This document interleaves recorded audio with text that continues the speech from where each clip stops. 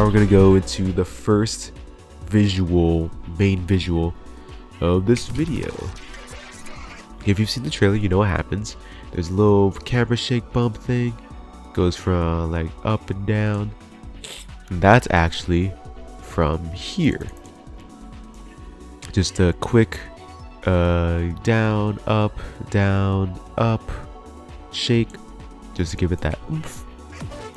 And then it goes there, you got these pizzas flying out and the background flashing white, and then you get this background here. And also this title card, but I'll talk about this title card later. So what exactly is happening here? Well, you'll notice that there's two comps right here. We have LAZERBLUE, all the fellas, and then LAZERBLUE background. What I did was, for each and every visual, I separated the person who's focused on, if they had like a background that's supposed to cover the whole screen, and put them in their own comp with the exact same position, the exact same frames and everything as all the fellas comp. It's just them in it. That way, when they're on top of the background, you won't see everyone else in the background like this. And it's also 3D, just to make sure you match all the same things. It's fairly important. You match every single keyframe in action. That way, when the background fades out and you see this fade back in, it's pretty much identical and it seems like a seamless transition. Okay, cool. Now we understand what's happening in this comp over here. So it's really nothing crazy with this part. It's just LAZERBLUE with the animation pins. Let's go into this. LAZERBLUE's background. This is actually stock footage I got from Storyblocks. I use that website for a couple images and videos I use here and there. But let's go to the beginning. Beginning, it flashes white and black because that's what it did for the actual Disciple Alliance Volume 7 visual. But I didn't go as fast on it. And then we have these Google emoji pizzas flying out, because that's kind of LAZERBLUE's thing. He's just a pizza connoisseur. That one's pretty easy to do. You just get your transform on the pizza here. Like, this is all normal, but then you get your transform and set it to make it swoop out from the center, and then make it bigger so it looks like it's going towards the camera. And then underneath all that, on the base layer, not in the transform layer, on the transform effect, just on the base layer, you get your rotation, and that's how you make it kind of spin around with it. So the transform and then the rotation on top to give it that spinning effect. And then you duplicate this 3 times to get the 3 different angles of pizza. Just change the rotation, and that's what this is. So really easy. And then you got this part. The video is like, you know, kind of normal, where the stuff looks really nice.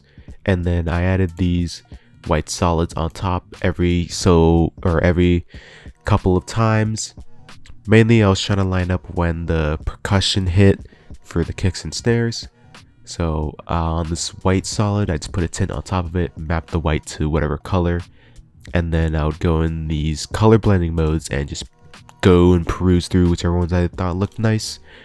Like that I don't really like, but this color burn one with this pink I thought looked nice, and then I just duplicated that, but just did different color variations every time to give it some spice. I really like this one, by the way. It looks really good. So that's what this is. And then if you notice, back in the big comp, it looks a little different. The background is gonna like shake and swivel a couple times at this part of the background. Not in the beginning where it's the white and the pizzas, but this part with the shapes. You can kind of see it there. They like move back and forth sporadically, but it wasn't sure like that earlier. Why? Well, you go on this layer and you put the whole background pre comp in, and you put in this effect, turbulent displace. Now you change your values to whatever you want, but to get the more drastic movement, I did the size to 500 and the amount to 20, and then you just change the seed.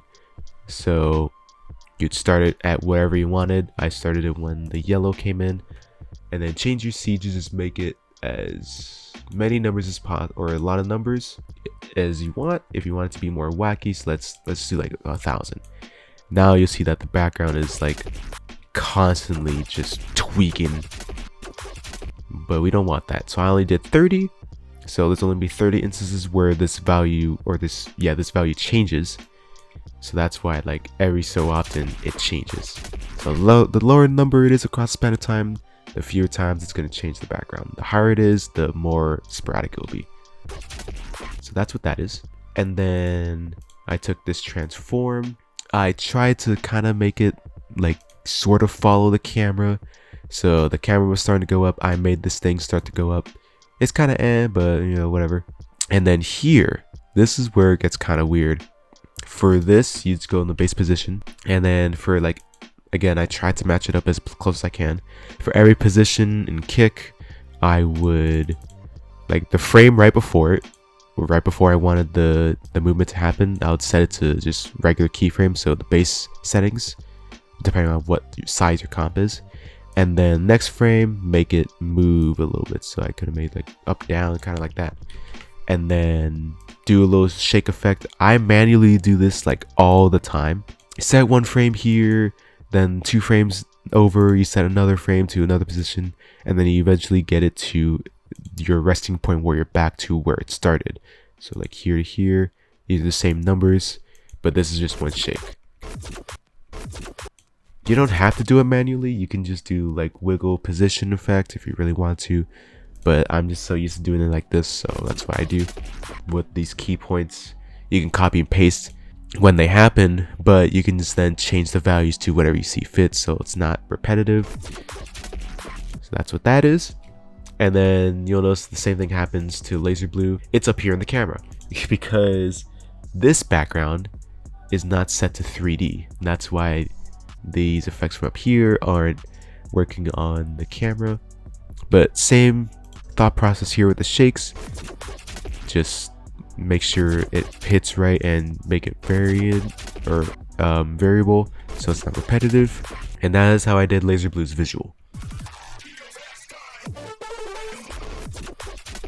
Now I'll go ahead and get this out the way. How did you get the title card to look exactly like Disciples? Well, let's go in this comp, which is, I named all the tracks. Boom. All of these are for the separate tracks in this comp. And the very first one is LAZERBLUE track.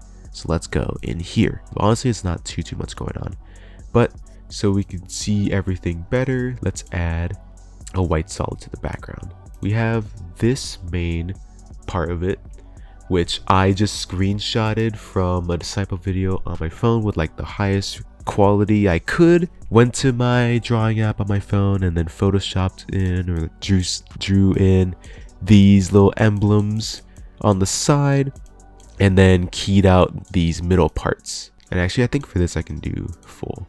Yeah, there you go. You can see that a lot better. What the effect is in the beginning to get like this, it's actually just a burn film transition sort of effect. So you had it to really high value and then set it to 0, boom. Then you have these 2 black solids on the bottom to give it that not transparency. Without it, it just looks kind of like that. And those have the same exact burn effect in it, just at a later date, or not date, at a later time frame. Wow, that actually looks really bad. What? I have no idea why it looks like that. Yeah, I don't know if that's actually in the trailer or not. I don't know how I didn't catch that though. But whatever, I guess it's too late now. Then we have your text on the left and text on the right. It types in. How does that work? Well, you go over to your text and you click on this animate button and click character offset. From character offset, you go down to text. It should be an animator, and then you click add property opacity, and then this stuff should pop up. Go to range selector, and then you can set your keyframe from here to next, so start 0, and then here 100. It is very important for you to do this value start. You set your opacity to 0 first, because if you put opacity to 100, it's already there. You can see it right there. And then doing this would actually do nothing because it's saying tell the beginning of the text to start coming in from 0 to 100. But if all the text is already there, nothing happens. So set this opacity to 0, that way the text can come in. Then if you want to change like how soft it is, go to advanced and change the smoothness. It's automatically at 100, which looks like this, and I don't like it as much, so I just changed it from 100 to 0, so it's like a typing effect, and that's what the text is. So that happens on both sides. Barely Live LAZERBLUE, different font sizes, different positions, but it's actually the font changes to Nimbus San Becker text. That's what this font is. Bold, 800 pixel size, and all caps. And then that's how this reveal is done. So cool, perfect.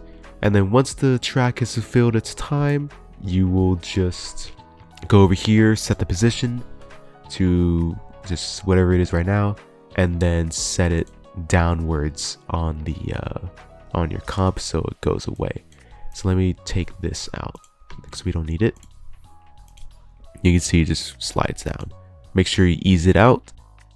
And that's what all the tracks pretty much are, just text changes. But yeah, that's what this is. Okay, so after this, more camera movements, it goes up and then comes back down. So you'll notice actually that now LAZERBLUE is just going to be permanently blurred for like the rest of the video until the end. Galaxian comes in. Same thing what happened with LAZERBLUE. The tint starts going to 0 and the blurriness starts going to 0 as he's getting revealed. This track reveal starts coming in. And then for his background, it's honestly relatively easy. All I did was have this very bottom layer be black. I just didn't use a black solid for some reason, so change your tint and whatever if you need to, but set the very bottom layer to black. Then this layer is the white flashing for the kicks and snares. So 100, 0, 100, 0 to give it that flashing effect. And then this layer right here, oh Jesus Christ. If you use this transition radio wipe and you do a bunch of weird math stuff, you can end up getting this sort of looking effect. And then I made this layer red. If I didn't do that, it would still be white. And then I just rotated it a whole bunch to give it the spinning effect. Yeah, you can see that 4% transition completion and then 30 angle. I had to mess with this for a really long time to get it to look kind of symmetrical. But yep, that's how Galaxian's background was made. Same things with this. There's just movements here and the camera moving a little bit maybe. Yeah, just a little bit. And that's how Galaxian's visual is made. Now moving on to probably the most one of the most complicated ones I had to do. Noveci and DM8s. This one was really weird because I wanted to do a cool transition into it. So when the camera sways in, we have this going on. What is that? Well, it's just the background transitioning in. What's happening here, it's a lot to be fair. But all I did was, I'm not gonna gatekeep. I just followed this tutorial from this very, very, very talented individual. And it was pretty much perfect for what I wanted. So if you want to know how to get this exact transition effect, just go watch that tutorial. Pretty much all you need to know is that you mask out an object. So let's go here. You take this shape. Nope. Yeah. Oh yeah. So this is the let's start here. This is the main background. This background I also got from following another tutorial on YouTube. You'll see this trend continue throughout the video, but you know, it's kind of cool, you know, warp, wee, you know, these colors. All right, you go in here and what you do is you get a shape and then you make it move and transition however you want it to be. You can make it slide in or zoom in like I did here, and then put a turbulent displace on to make it all wacky and like weird like this, and then you put a mosaic on top to get the block effect. Then you do a bunch of other stuff to get a scan layer on top of it, add colors and stuff. The tutorial will make more sense. I will be putting this tutorial and all the other tutorials I used to make this video happen in the description.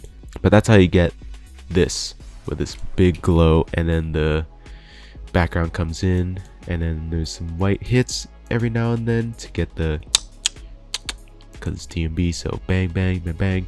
It's not that noticeable in my opinion in the final result, but still looks cool. One more thing before I forget, I want to touch on how I did these like flashing goggles headset things. I don't know why I said goggles. So if you go in here into the fellas comp, you'll notice it's the same thing. You know, they were in the big fellas comp, and then I just copied it over with the same position and everything.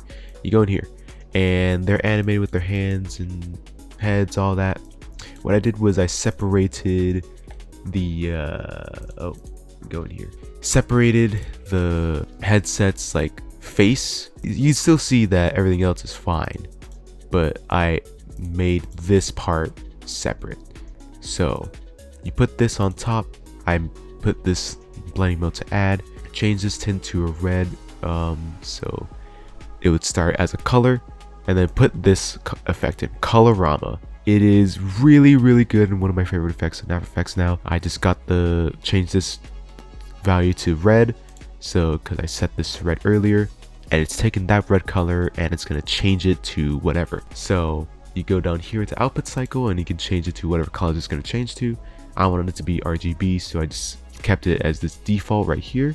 And then phase shift is how often it's going to go through this whole cycle of colors right here. So as you can see, the more I move it up, it's going to repeat again. It is not the same as cycle repetitions. Cycle repetitions indicate like how many times this circle is going to appear in this object. This is a really bad example for showing it because this is all just one color, so it's really hard to tell. But if I were to do it on like Noveci here, you'll see that if I increase the cycle repetitions, yeah, you see all of that. That's a little insane. But if I do one, you know, it's not as crazy. But just doing the phase shift is changing how often this cycle repeats versus how often this cycle is going to be shown in the subject. So that's what the difference is between the two. I just took this, started the phase shift, and just made it crazy throughout the whole thing. And that's how you get that flashing part. Then you just add a lot of glow on top of it. And again, set this blending mode to add, and that's how I got that. That's how I made the visual for Noveci and DM8's track. Next one, Eli, my dude. This one, initially, I didn't have any idea what to do actually. But what I ended up doing was, it just kind of happened because I was messing around with effects. To be honest, I don't even remember how all this happened, so I don't have to be learning alongside with you guys. Okay, so this is the intro hit. So it starts white and then fades out. So like, this on top is just radio waves. I changed the polygon to be a triangle and made it kind of curvy on the ends, and then changed the frequency, motion, all that. And then I just changed the color and then changed the overlay or the blending mode to overlay. And that's what this layer is. We go down here. At first, it's just a white background. Then you put on this 4 color gradient. I just left that default settings. That's fine. Then use the GOAT Colorama. And in here, I had this preset and did all of the phase shift again. So that's what's changing the color. And then I added this change to color. So this one, I honestly have no idea why it opened like the way it did, but I thought it looks really cool. So I had it set to 0 and then turned this up to like kind of have like an intro, like zooming moment. I thought it looked really nice. Happy accident. It kind of zooms in and then boom, changes colors. Look at that. And then I did the same thing again over here with a different layer, and then added this turbulent displace. Little not noticeable, But you know, you kind of saw the difference right there. Yeah, right here. See, you can see a little bit of difference, not too much, but a little goes a long way. And then I added these flashing lights, just opacity every single time I want to go in and go out.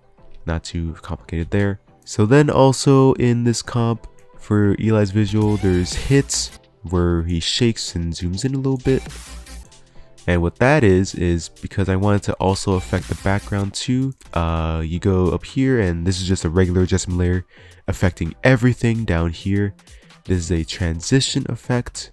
You have to put that into an adjustment layer so that way it can actually change everything below it. But you go in here, set your keyframes to whatever it is now, normal comp stuff. Next frame, do your change. Scale is bigger, the direction's changed, and then change up the position as it's scaling down, and that's what you get with this. And then remember, change it up every so often so it's not as like repetitive. Like with this, the snare, I did scale and position, but with this kick, I just did scale, so it just goes up, no shake. And that's how I made Eli's visual. After Eli, the white impact hits again and slides on over to ESKVY. Hello, if you're watching this, by the way. This one was really simple. I didn't even have to do a separate comp for ESKVY for this one, because all it was I took this video from a really good YouTube channel I like for getting sorts of green screen stuff on YouTube, because they allow for free use, and that's really cool. Their links are in the description. But they have this video where it's just anime lines, and that's what the music sounds like. But I just took this and then cut it off to whenever it would cut off to make a loop, and then went over to the main comp and put on key light 1.2 to this green color to key it out. And then any parts that were left over, like you can see right here with the little bits of green, just put a tint on top and put both values to white to make it kind of go away. Then it kind of sits there, and then ESKVY is still just chilling with the head tilt, and nothing's too crazy here. Just every once in a while, well, this is not every once in a while. With this one and the main gun bases, I did a lot of zoom ins and shakes, so like that. And it also affects the anime speed lines layer, as you can kind of see right there. Zooms in a little bit, that's cool. And then most of the time with the gun bases, it's just little scale increases, so 100 and 105. But there's so many of them that it goes kind of fast, and it kind of looks like this. And then whenever I put the snare, or whenever the snare comes in, you got bang, and the position rotates, all of that. You go know what's going on. And then over on this part, it goes even faster with the zoom ins. And yeah, that's pretty much how I made Extrenor's visual. Then we move to crafts. The main thing I want to highlight here is that there's actually not a separate layer made for them or anything. Just the thing that comes out in the back. Later, I put it down here below the fellas comp, so it's just automatically behind it whenever. But when the kicks come in, it's a little hard to see. Bang, that thing right there. That comes from another video I was able to use for free on YouTube. Links in the description. I changed some color values and stuff to get it to that color I liked. And then another thing I want to point out for craft specifically is the glasses. If you notice throughout the visual, the glasses have that shine to them. What that is I just exported these out separately, the glasses part, and then I made these light sweep moments, so it comes in, boom. I completely forgot to do that for LGDRN, so LGDRN, super sorry about that. And then simple, again, camera movements, bumps every now and then. And then later it gets a little crazy with the movement, if I recall. Yeah, it kind of starts shaking a bit, And yeah, that's how I made Crafts Visual. Really simple. And then the next one, the camera does a really wild 180, not even 180, like 360 bang to Possum here, because they're right there. Just some camera trickery again with the layering, and then, you know, fades out the black. This adjustment layer goes like boom boom boom boom boom with a scale to match with the percussion. So I try to match it as close as possible but not make it too intense. I actually did do a separate layer for Possum, so I wanted this line background to be behind Possum but also in front of everyone else, and this space line background is actually another one off of YouTube.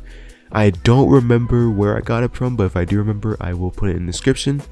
And the original actually looks like this. It's very pretty, and I figured out how to make these on my own now in After Effects, so I'm not going to be probably using this anymore, but all the colors do look really nice. But I took that video and then put it in here, set it to classic color dodge. Now you would be thinking, oh wait, if the video looks like this, you gotta key it out, right, with the key.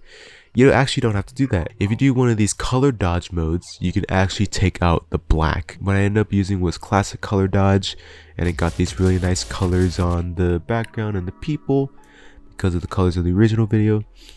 So that looks really nice. And that's how I made Possum's visual. Now this one, just in case, oh, one of my favorite ones to do because I really loved how it turned out. So she comes into frame, all dramatic looking, tired ass, and then you get her classic tag, and then that comes in. Wow. So what's happening here?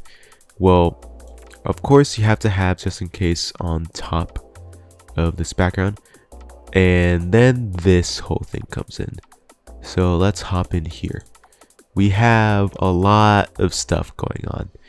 Admittedly, these are also a bunch of videos I found on YouTube that I figured I could also use for this project, and it seemed like they were free to use, so I used them. This one though, this layer is really obvious. It's just white coming in, so you have play and all this text comes in, and then this. Oh my gosh, it looks so good. First we have just the regular footage of this. Play. You know, that's what the footage looks like originally. I just turned down the opacity a little bit for the visuals. That's what this footage is. It's completely normal. And then what happens in the video is that it cuts into this part and it's black now. The background is black. Even 100% this, it's black, which is not really good for my visual because then it's gonna look like that, and it's kind of weird. Well, without the blending mode, it looks like this. You know, that's not good. So what I did was I keyed out this black and add with this luma key and just put the key out to darker, made the threshold 1 because it's literally all black. It's not that hard to find. And then added this blue color below it to get as close as possible match to this. And let me turn this back down to 50%. And if you see here, yeah, there's a difference with this keying. And then same thing happens over here. I had to put the key back on when when this part disappeared and changed over to this crazy nonsense, because originally it just looks like this. Then once you put this luma key on it and add this blue color in, now it looks like that. Then I wanted this blue color to be consistent.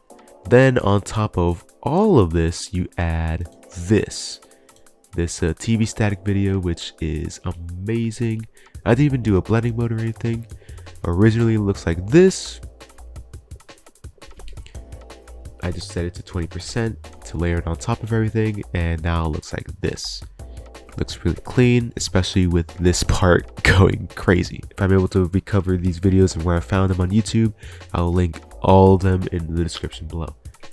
After that, we have another layer of stuff.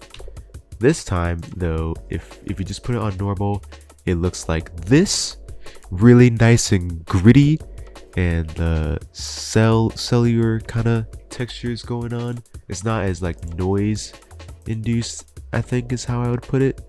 It's more of like the grain textures. And then I set the mode to difference. So you can kind of tell a little bit of that going on. It keys out the black automatically with this blending mode, so that's why there's no key in here. This is just, it's a paint texture sort of thing I found on Storyblocks, and I added all these effects on here. So I added a luma key to tag out the background I had because it was all white.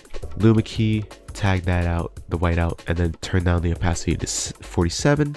Change the tint to make it red, and added this lens to make it kind of like zoom in like that.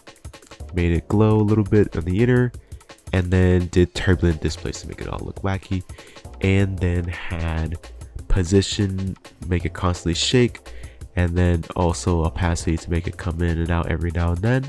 And that's what this entire background is for Just In Case. Again, I really liked how it turned out for this, because originally put it on normal and it just kind of looks like this, and it's okay, but you know, it doesn't look nearly as cool. But then you add, or you turn it, the blending mode, into color dodge, and now you get this, which looks really nice. And you could do other modes like add and stuff, but I felt like it was a little too much. That's why I felt color dodge was perfect, because it affected made the background, and you can see a little bit of laser blue here too, but not too much on the silhouettes themselves. And one little cool Easter egg that I really liked about it, you can see a little bit of ESKVY and tippy right here, just like as it flashes in, and then they kind of fade away when the white layer goes away. I thought that detail was really cool though. And then last thing for Justin, I had these hits up here also include field optics compensation. If you remember from earlier, that's the wacky effect where you can make it look like this. But I added just 50 of it to each bump to make it a little bit more oomph. You can kind of tell like right there. And yeah, that's how I made the visuals for Just In Case's track. Next up, we got GANII, which I'm also really proud of how I did his visual, because I like handmade the background completely myself. This is what it looks like. Oh man. So in the preview here, it looks a lot more glowy, but I should have done a little bit more glow, but that's fine. So what exactly is going on here? There's a lot. If we look at the whole thing, the red hit comes in, and then you got text coming in from here and here. Volpitron activated. Welcome GANII. So I'm gonna go through each of these individually. First, you know this text. How it comes in is the same type of effect I use for the titles. So just change the position, and then this GANII logo, I changed the position to for it to be over here, and then added the luma key because originally it was just like that. So I keyed out the white and then tinted it to be this red, and then added the mosaic as a transitional part. So near the beginning, it's like all pixely, but then drastically becomes more clear. So it's like this, and then optics compensation to once again do this sort of transition, but instead of where it's like coming from the camera away, you toggle that off to make it normal, and it like zooms in. So it comes in from like this little bubble, and then that pops up, and you put your keyframes on it, make it smooth out. It looks really nice. And that's what that whole side is. Over here, this big old wall of text. So I started the range on this to start revealing all the text, and then moved this position for it to like quote unquote scroll the text. So you start here with the normal position, whatever it was, and then end it here with all of the movement. And all of this massive text is actually, what I did was I went over to SoundCloud, got to my Fan-Remixes runner-ups playlist, and I went over here and I saved the page as a text file. And I opened up this text file, and it's all of this. That's what all of this text is. So a cool little Easter egg. And then the main draw of attention, the shapes in the middle. So this one was really fun to do actually. This shape is actually just a rectangle. This is what it looks like in the very beginning. I'm gonna turn this off so you don't get distracted. It's this little square that's perfectly square. There's no fill, just the stroke that's red. And then once you go in here, once you made it, you go down here, go to contents, your shape name, in this case it's rectangle, and then transform. And then I changed over the scale and the rotation for every percussion. So bang, bang, bang, bang. So kick, it gets bigger, and then snare gets smaller again. Kick, bigger, snare, smaller, and it follows that pattern. Then you have this shape right here.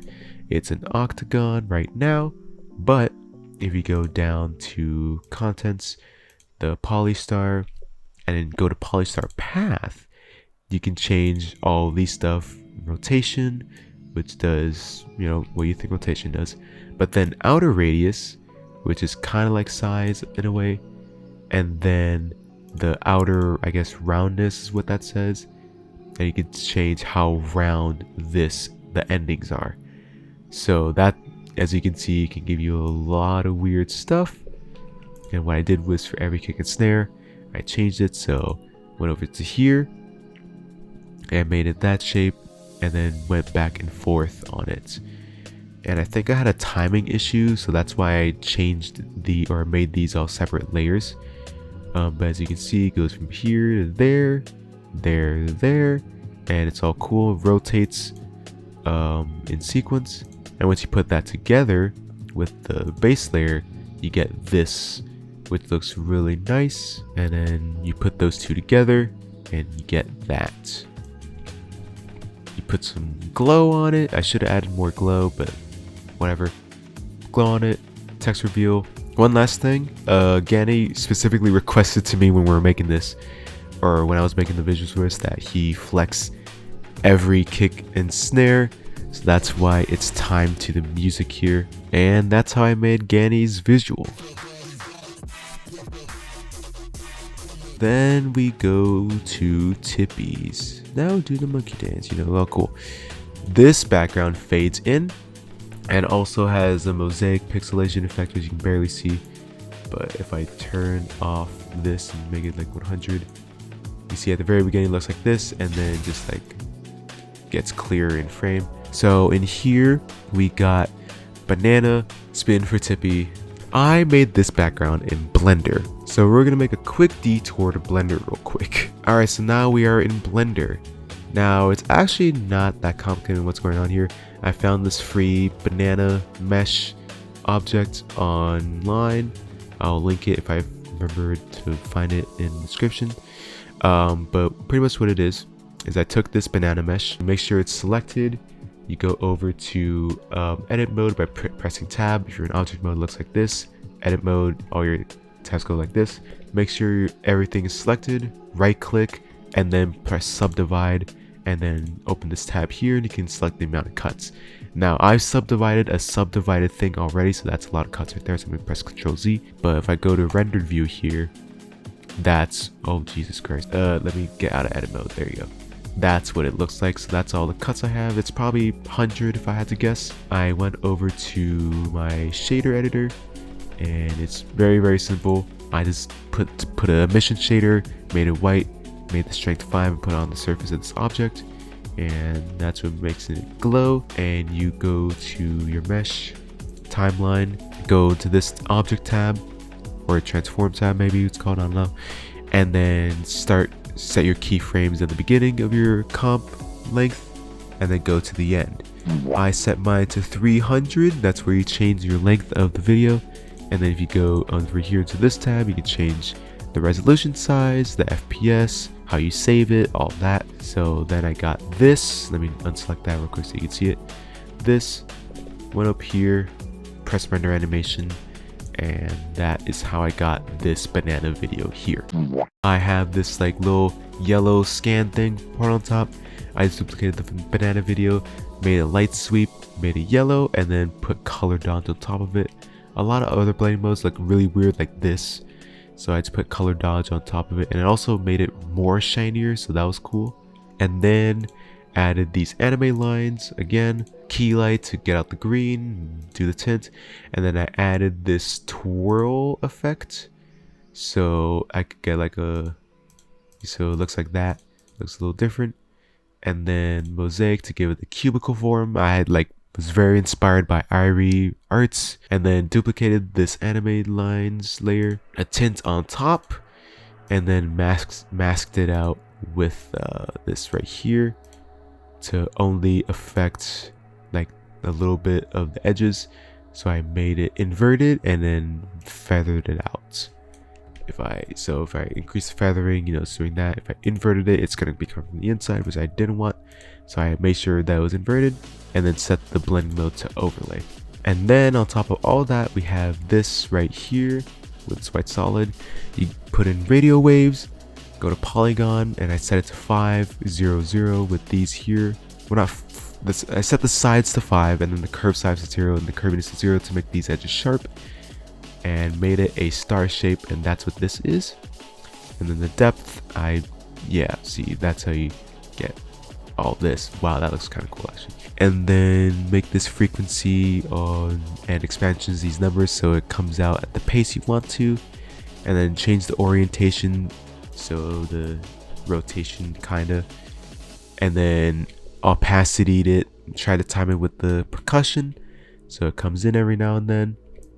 And then also later I changed the tint from the banana video from white to yellow, so banana mode, and that's what the background is. And then it's just a very slow zoom in to tippy. You'll see like before and after. The zoom in is a little more noticeable that way, and then some percussion hits and zoom ins with right here for Tippy's track. And that's how I did the visuals for Tippy's track. Next one is ESKVY's, and actually the visual starts before the percussion, the drop even comes in. It's a little unnoticeable, but with these basses, I did very small zoom in, so you see 101. The size difference is very hard to tell. And then the next one goes to same thing. And then it increases as it goes along into ESKVY's track. And you can see it in this preview window right here. It zooms in more and more aggressively before the drop comes in, and the background fades in. And then once the drop does come in, boom, a lot of pink, and then the background is now the main focus. And I kind of try to match the vocal chops with the zooms. And for ESKVY's background, I made this whole sunset thing. I made this whole thing, but you barely even get to see the spraying part on the bottom, which kind of sucks. This is when it's fading in, and then boom, the hit. So that's what this pink light is. I had it to add, and the tint was on pink, obviously. So I have this very base comp, and it's just a color gradient, and then every time the percussion would hit, I would change the colors drastically, 1 frame difference, and then set it back to its original colors, so it's like this. On top of that, I set a little shadow for this gradient ramp sort of thing. And then this is a grid. You put this grid, and then you set your values to whatever and how big you want it. Then you get the gradient ramp to get the colors, and then the wave warp to make it all wavy. And if you want to add this angle, you set it to 3D, because if it's non-3D, it just looks like this. You set it to 3D, then you go to your rotation, and you change your X value. So that's what this swivel is. And then this shadow beneath it just gives it that blurriness to give it more of a presence. So if it wasn't there, it would just be this, and that was kind of weird. And then you have this image I found online that was free to use, and it felt like it was perfectly fitting. Put the blending mode to overlay, because without it, it was all black. This is PNG, but the trees were black, and I didn't want that, so I set it to overlay. And then also made this wave warp. You can tell like that. Shape 1. This is like a glow sort of thing for the sun that you barely even get to see. And then I added these radio waves. So Let's go to when it's normal. So this is just, oh, this is what it looks like. I set it to linear dodge, but normal just kind of looks like this, but linear dodge because of that variance. I set the sides to 4 and I didn't shave out the edges or anything. And then I changed the orientation and spin parts as it goes on. So as you can see, like before the drop comes in, it's all just very static, same position. But then after the drop comes in, the squares start to rotate a bit. And that's what the spin and orientation values are. And then change the colors, and that's all great. And then duplicated it, set it on top, add a Gaussian blur, and made it add to get the glow part. Hella lot zoom ins over here. And that's how I did ESKVY's visual. Next up we got River, the tear out up and coming master. This fella is insane. Now what is this? So I try to place these axes on pretty much directly where River was standing. And funny story about these axes, I made these. I traced Reinforcements Volume 3 when it came out like 2 years ago, and I never really used it for anything. So when I was trying to do the visuals, I was like, oh, what do I add? Oh, these would be perfect. So I duplicated these axes, set the anchor point to be more in the middle, so that way when you rotate it, it spins correctly, like this. So then once you have your anchor point all set up, what I did was I set all of these at different rotation speed. So for this very first one, for instance, it starts at 0 and then ends at 1 cycle. So it only rotates a full 360 once. Then over here on the very bottom one, starts at 300. It's this one right here, and goes around 6 whole times. So that one specifically goes around 6 times. And then you change that up for each one, doing the math, you get it. And it looks pretty cool. After you're done with the axes, you come in here, and this is completely normal. But then over here, I added a tint, so it looks all intense right now. So this is what the tint looks like before, after. That's what it looks like. Then added glow 1, which is just this. Glow 2, just change the glow radius to increase it, and then glow 3, increase the radius again to ridiculous, like 500, and then set it to add. That way when I put this on the bottom, it looks like that, and that's where you get the glowing effect for. This is a really cool overlay texture that I have, that on its own it looks like this. It's like old film grain, looks so nice. I thought it would be perfect to fit right here. So that's what that is in the background. I have for blending modes, so I have 2 different textures here. I have a cloth texture with this reptile to make it so when I'm moving it from like left to right or right to left here, it won't cut off. Like if I did this, boom, it's cut off now. But this reptile makes it so that it repeats and it doesn't get cut off when I'm moving it. This tint, I changed it to black and white over here for the fill in this part of the drop, and then changed it back to normal. Then I took this paper texture, and this is what it looks like on its own. Set it to linear light and put it above this cloth texture, and did the same reptile trick to make it not cut off when I'm moving it. And then also added the turbulent displace to give it that shake effect. So instead of doing evolution options and random seeding and choosing how often I wanted to shake from there, I just did evolution and cranked this number all the way up. So it looked like this, and that looks kind of weird. I don't really like that. That's what this effect is for, posterize time. All it really does is it goes to whatever layer it is you set the effect on and changes the frame rate. And then I had it to 3, and that's what got that effect. And then I put this on top of it. This is a really dark orangey maroon sort of color. Set to multiply, get that. And then added this brighter orange, but set it to add. Put this on but it's like it is just like a really dark black. It is just black. Set it to darken, and then set this to darken as well. But I just maxed out this area with going here, right clicking, going up here to mask, new mask, go down here, mask 1, and then you can change the feathering amounts. If I do more, if I did literally 0, you can see where the cutoff is, right?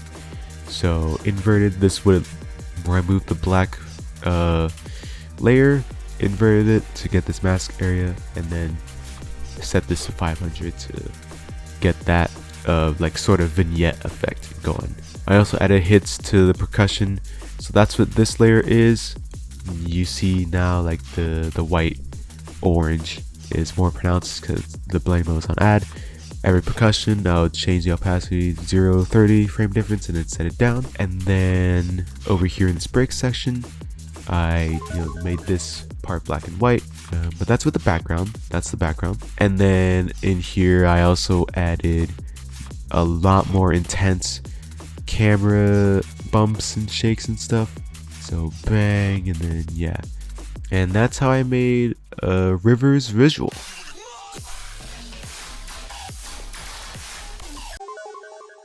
Alright, it is the next day. It was really late when I was recording last night, and same thing happening tonight. But anyways, next visual we got abilities, which is really simple. I don't want to go too heavy on this one, considering the song is, or the remix itself is pretty minimalistic. All I did was I kind of did the ESKVY zoom technique and just put a bunch of these little ones to go with the drop, and then some percussion hits right here with the scale, and then the background, this little impact thing, that is right here, and it's taken from this video that I don't remember exactly where I found it from, but it was from one of those stock footage websites, and I got a license to use it for, and then I put that in for every percussion hit for abilities track or every snare. So then I just put that beneath all the fellas layer, so I didn't need to do a whole separate layer for ability. And then this ability background, it's actually just this right here. In the actual final trailer, these ember flames are not visible like at all. So I probably should have made them bigger. I just put it on top of all the fellas and put an overlay on it. And the bar, the title track bar on the bottom is kind of blocking a little bit, but you can see the before and after pretty distinctly. And that's how I made abilities visual. It's really simple and quick. Next up we got coremind right here, and this one was pretty fun to do, and it was one of the first ones that I actually worked on while making this trailer. Really not too much going on actually. We just got this. I just put a white solid, but then went here and added a tint to it to make it this gray, and then added this white source light on the bottom here. I just dragged this position down to the bottom of the comp and then put a mask on top of it. Again, right click, go over here, mask, new mask, and then come down here, and then you can change your feathering to however you like. So if I did like 20, look at that, see, that doesn't look as good. So put a bunch of feather pixels on it, and then on top of that, this layer, which is just particle systems 2, have these settings on it. And then so this just changes like how spread apart it is on the X and Y layer aspect. So that's what I had. And then the physics, there's a bunch of presets right here. I just stuck with explosive and made it pretty fast with barely any gravity. And particle, when you go in here, you can change the shape and the colors and the opacity of it. I went over here to particle type and then did lens, darken, fade. But they have a bunch of other stuff, like you could do this star or this cube or whatever fits your fancy. But I just stuck with the lens fade. So the birth size is what the particle is gonna, like how big it is gonna be when it starts to appear, and then the depth size being how big it is gonna be after. So you see I have the birth size smaller, depth size bigger, and that just pretty much moves on its own. And it's a little crazy, but that's kind of how phase 1's visual looked like in the actual Disciple Alliance 7 comp visuals. And then on top of that, I added another layer with pretty much the same thing, but just made it, if I remember correctly, like slightly slower, and then made this more bright and also smaller as well. And then this right here is just the white impact, and then this layer is a really quick lightning bolt that you only see for a little bit. So I have these colors and these settings on it. The most important part of this is going to expert settings, and then you can change your core drain. So the core drain is kind of how much you want the thing to stem from its origin point. So 0, it's all the way out, and then 100% it's like near the core or like the origin point. So what I did was I just had it start at 0 for the whole thing, and then go near the end to get to near the core 100, so you can see it starts trailing in. But you notice that if you just have this, it stays on there even at 100%. So I also, with the same exact key points and keyframes, put opacity from 100 to 0, so that way it can fade out properly but still have that kind of trail out effect.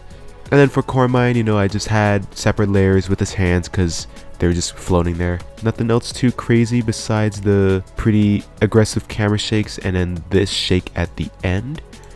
Again, I did all of my shakes manually with all of these keyframes. I'm a little insane. And then near the end here, there's a little bit of wave warp going on for a noise texture right here in the wave type. And so I set it to like 0 as low as possible for all the stats, and then set it up in this keyframe here to get this, and then set it back down quickly for this little growl part of the remix right here. And that's how I made coremind's visual. This next one was really saucy, I think. I could have definitely improved on it, but this is probably the most visual heavy wacky stuff going on. So for Azernion's visual, whenever she's about to get in frame, there's this effect. That took me a little bit to make, and I have to admit I had to follow another AE tutorial once again to get this like sort of pixel sorting effect. Link in the description, but pretty much you have a bunch of stretch on top of everything. This layer which, as you can see, it's a bunch of displacement maps, and if you know anything about displacement maps, they are really fun to use. All you do is you get your displacement map, and then you set it to a layer that you want the adjustment layer to take from, and then once you have this layer in here, everything affecting below it with the with the values, it will start tweaking. This is the whole visuals, but looking really weird and grainy with all these pixels and stuff. This is what it looks like. Once you have this layer, you can put it in your main comp and just hide it from view, because if you didn't do that, it would look like this, and that looks kind of bright and unnecessary. You take this off, then you go to your adjustment layer, set it on top, and then everything below it will be affected by whatever this adjustment layer is. Put in your displacement map, and then you get your displacement map layer from the glitch layer, which is for us layer 8, and then that's where all of this pixel sort of thing is looking, and then the vertical displacement is how far that's going to be stretched out. So that's why I had to duplicate these a ton to get these really stretched out without making this a too big of a number and AE struggling to render everything. If I want to turn it down, we go over here to slider control, and just make sure the slider control, you link it to this displacement map effect over here for max vertical displacement. Then you duplicate displacement map all over the place. That way, whenever you change this slider, it affects all of these duplicates, and you don't have to change all of them one by one. So you see, you go to the slider here, and you can change that. See that? That's a little intense. And then reptile, just set on the bottom. That way you don't get any missing pixels or mixing parts of the frame. Just set down the bottom. And that's how you get this sort of thing. The tutorial that I'm linking in the description that I used to make this goes way more in depth and explains better than I can, so make sure you check that out if you want to learn more. But then after that, she comes into frame, and then we get that sort of weird hit. I set a completely different adjustment layer for this. All I did was I set an echo. All the echo really does is just tell how many times to replay the footage it just played on top of itself. And you can change like a sort of blending mode thing. Like if I did add, it would look like this. That is a little too much. It's not as intense at first, but as it goes on, I increased the amount of echoes from 5 to 30, so it's more intense. I made this background following another tutorial, link in the description. After you finish the tutorial, you're supposed to get this, and then after I was done with that, I wanted to like have every percussion kick sort of thing change a style. So it goes from this blue one to this pink one to that green one, this blue one, and this white one. And actually, in the trailer, there's supposed to be like this quick little green yellowish one, but the echo kind of makes it hard to see. You can change these shapes and stuff using this kaleido effect in here. I'm not gonna go too much in depth into it because again, a whole tutorial was made that explains it better than I can. Just go watch that if you're really interested in this. Oh yeah, and then also on the exit here, when it goes over to the next track, I do the same exact pixel sorting effect to kind of transition out, and then it just goes back in and it just goes back to normal. And that's how I made Azernion's visual. Next one is super simple. You got rquny and alley. All this is I just put a white solid beneath all the fellas layers so it can show up behind everybody. All I did for this radio waves was I just set the polygon to 64, so it's as good as a circle as you can get, and then I set keyframes for the fade out time, or sorry, the fade in time. You make it 0, just make it not fade out or in at all, so it's pretty much constant. And then you change that to 50 whenever you want the radio waves to stop coming in, so that's why they disappear here. And then you can set another keyframe for it to start coming back in. After that, I added a glow just to make it glowy, and then a Gaussian blur to make it more blurry in the background so it's not as crystal clear like that, because that's a little distracting in my opinion. So blurred it out, and then added a turbulent displace and changed this every so often. And then when the drop comes in, it's a little more squiggly here, and then over here I just made that even more intense, and then did a wave warp when this growl sort of comes in, and it sort of makes the radio waves look like this as it enters out. The other unique thing about this visual actually is that for these percussion hits, I also added a rotation. You can see this frame all good, and then it rotates slightly 3 degrees, and then negative 1.5, and then 0, or actually 0.5, and then 0, and I eased all that out. And that's how I made rquny and alley's visual. Next one was actually really cool.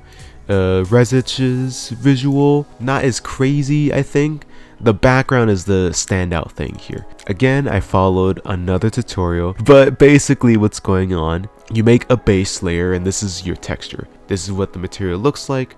You have a fractal noise, a turbulent noise, and then a box blur to give it that kind of blurry effect to make it all quote unquote shiny. And then you take this shape and you make it to whatever size you want. You do this, and then you do all these settings, and you pretty much take this texture from this white solid and put it in here, add some other stuff to make it maybe shinier. You put a texture on top of it, and then now you make it small enough to where this other layer below it borders on the outside, and you can kind of see it as like an edge. This texture I got from Storyblocks, I believe. Actually, originally the texture looked like this, but I did not want it that bright, so I set a tint and just made this map to white gray, like really dark. Of course, you have to set some values on your displacement map and offset and stuff to get the shine to move. But then once you do that, you go in here and you set like a bunch of these as 3D layers. Pretty much position them as front as cameras as you can, like this, or as back as the camera can take, like all the way back there. You see it moving back there? Yeah. You rotate them and make it look all cool as you want, and then you can add some blurring. Did an adjustment layer to add more glow. Before, after, makes it more bright. And then you add a camera and just make this camera move from the start to the end, kind of going past these rectangles as it goes. And then you just have reses on top, and then the kicks and snares come in, and that's how I made rzch's visual. Next one is super cool. This fella looking all sorts of dapper, and with this one I actually am going to go into the character layer right here, because with his gun he requested that it can like glow and stuff during the trailer. So I was like, okay, this is just the base, the pipes and glowing stuff on his gun that I made for him. I made that its own separate layer. It looks like this, and all the glowing parts on it. Actually, the original layer looks like this, and that's what it looks like on the cover art. And then I added this colorama to it. What colors do I got here? Wow, these are some weird looking colors. But I made it like constantly shift, so it looks like that, a really weird psychedelic look. Then added one glow with these settings, and then added another glow with a higher glow radius, but layered it on top. So if you just had this one, it looks like that. But if you layer the 10 radius glow with the 100 radius glow, it gets you that really nice bright looking glow. And then I added a bunch of these light sweeps. If you look closely enough, you can tell like right there a line sweep comes up and shines over the light, which looks really nice. And that's what that glowing effect is. And then for the background, it's actually a video that I got off of YouTube. Seemed free to use from what I can tell. It literally said, like, you know, I'll link that video in the description. It's a green screen of just trail of money, kind of like that. And it's actually not that short, but I'm pretty sure I sped up this footage. Actually no, it looks like this, because I had this adjustment layer on.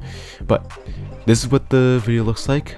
Boom. I added the key light to make it the background go away. Added this key cleaner to make it not as green on some other parts, you can see right there. And then made a tint, and I changed it to this yellow color. And then I went up here and added this adjustment layer. What this does is just a lot of glow. So glow 10 radius, then 80 radius, and then 300 to get that really intense glow.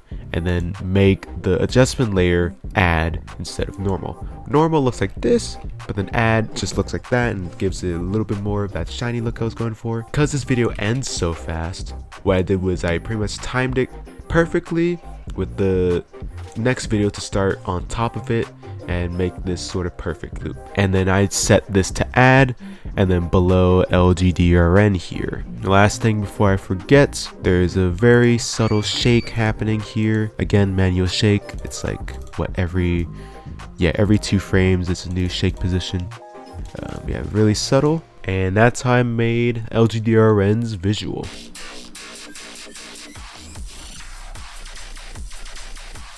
And then now we got the second to last one, INVICT. Hello. So this one was also relatively easy. I got all the kicks and snares effect from a YouTube video, but it's from this channel I really like, and their stuff is free to use, so credits to them in the description. But pretty much it's just a bunch of different impact stuff. So we have this one, and then that one, and then that one, and this one again. With that one specifically, the first time it looks like this, but then the next time it comes back, I just right clicked and then went up to transform and then flipped this vertically, so it looks just slightly different. So you can see like before and after. I also probably horizontally flipped it as well. Each one is using the Luma key and the key light thing and the key cleaner, and then adding a glow with different colors I actually changed the colors this time and made the glow colors A and B instead of original to get this sort of blue. And then I set that below INVICT here and made it add for this background because it actually looks really nice with this like sort of orangey. So this is what it looks like normally. It looks kind of neat, but I felt like it was kind of strong. And I was like, I don't know if it really fits this Bagman remix. And let me set it to add.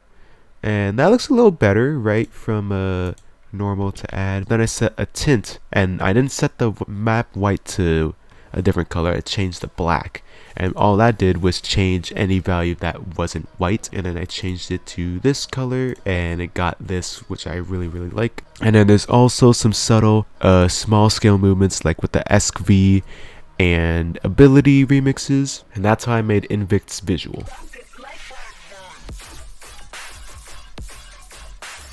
And now for the last one. Once INVICT is done showing off his like amazing production, I don't know how this guy is like how the camera rotates out of his view, and then everyone starts coming into frame, but also unblurring just so slightly. And then if you I can't believe I didn't catch this. You see right here in the corner, there is another coremind. Apparently, I left this goober in frame. So the camera keeps rotating, and then everyone is in focus now.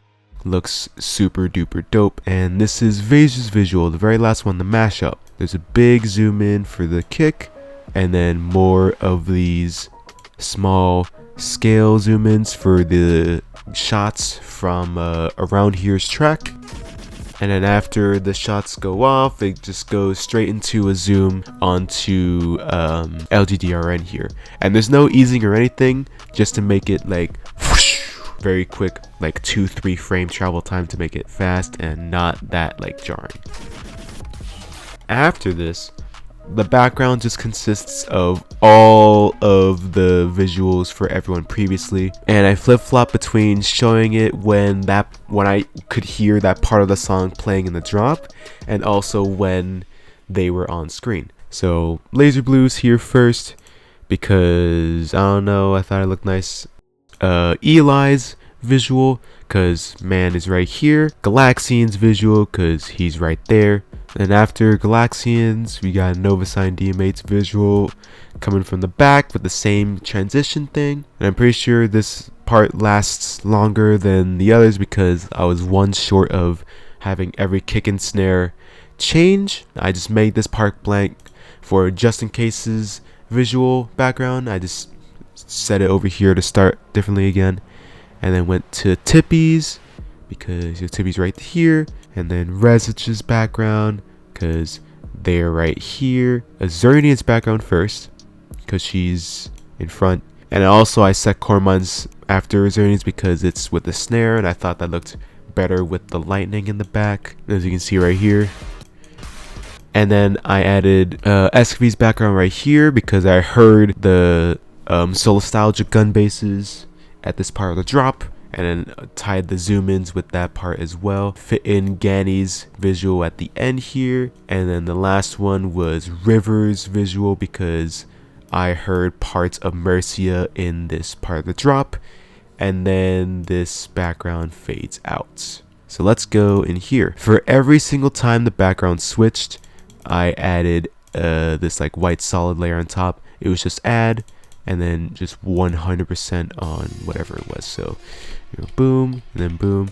And you can also see that the backgrounds are slightly rotating. That's because I wanted it to kind of fit more seamlessly in the background because the camera's rotating with everybody. So I figured I should make the backgrounds rotate too. And that makes it a little bit more smooth. The camera swoops out. Again, the background fades out. And it ends out right here. And that's all the base visuals for this comp. Last couple things before I get out of this program though. So to make the mix video, I rendered out each of these individually. So I just copied pretty much this comp here, which just has, I just copied the big man comp, but then removed a couple stuff I didn't need for this particular visual, or just cut stuff so the thing wouldn't be as long. And then I went up here, added an adjustment layer, and then made this 180, and then went over here to 0. And I would time that with the song to make sure that it would loop perfectly. So it looks really nice. Make sure that at the end it also exits out perfectly, and then I'll export these separately and then put it in Premiere, which I'll show you that process later. And the last one I want to show you is Vazer's different variation.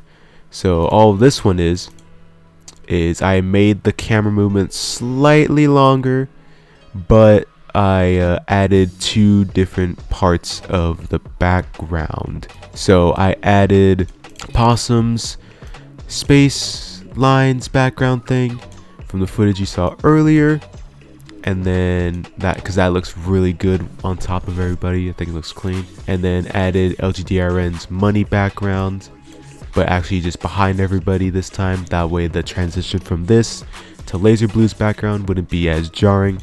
If it was on top of everybody, that would just be kind of weird for it to be gone in an instant, and would be super duper noticeable, which everything after this stays the same. It's just that these 2 have been added as a variant, and then you render that separately, and then you get this. And then the last thing I did was I made a 10-second loop for the mix video that just has everybody in here, no blur, no nothing. The fella's 10-second loop background going up and then going down, and that's what this is. I rendered this out separately to use in the mix video, and that should be everything for AE. So we are now going to jump over to Premiere and show you how I compile the mix.